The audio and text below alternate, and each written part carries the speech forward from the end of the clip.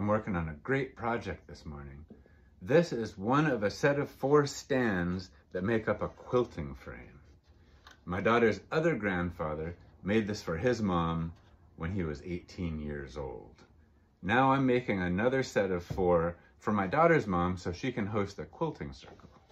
The idea is a 1x3 gets set in here between 2 of these, 8 feet long, and 8 feet over here you get another 2 with 1x3 set between them, and then you put another 2 1x3s atop these, clamp them down in the corners, and as you're building your quilt, you just roll your lead 1x3 up in it and always have a taut perimeter.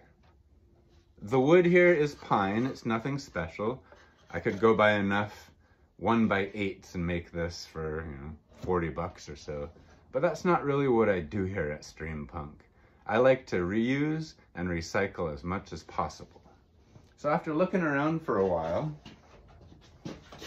I realized the best thing I have available is this arts and crafts shelf I made for my daughter when we all lived together. I think this would really mean something because her mom painted it.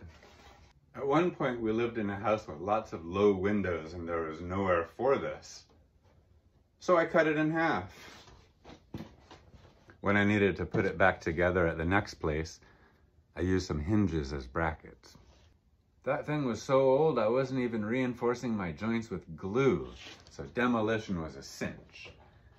We're going to start by cutting our 4 long pieces to 30 inches in length. And then we'll build our feet, and then we'll just have little support pieces to cut, and we can do some assembly. All right, we've got our 4 1x8s that are 30 inches long. We've got 8 support pieces here that are the same width as our 1x8. We've got 8 more support pieces here that are the same width as our 1x8, plus twice the thickness of our feet. And then we've got our 8 feet over here as well. We have not given them the angle just yet. The dimensions of the angle and the dimensions of all our little pieces are dependent on the actual thickness of this board. A 1x8 is generally 7 1/4 inches thick, so you'll go from there. So let's do a mock-up. It'll make a lot more sense, I promise. So here's our setup. I've marked the middle of the foot here, put my upright in place, put my supports in place. I've marked this line. Then I took this piece, set it here, and marked that line. Now I'm going to cut an angle from there up to there. Let's see how we did. Little overhang, little overhang. Once it's all touched up with paint, I think we'll be good. Our final alteration is to the top of our unit, where I've used a jigsaw to cut a 3/4 inch by 3 inch slot. Now a 1x3 is 2.5 inches in thickness, which will provide plenty of wiggle room. And now we are ready to assemble. We're doing assembly on the table saw because it's the flattest surface in the house. The blade is down and we're not plugged in, everything's safe.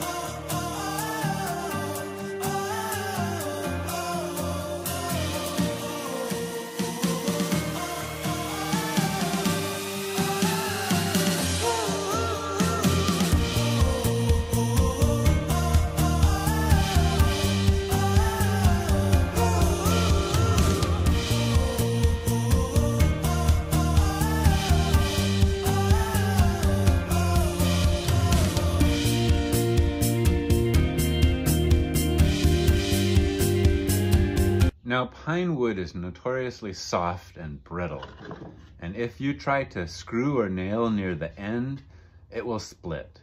So if you're going to add anything other than tiny brad nails like I did, I highly recommend pre-drilling.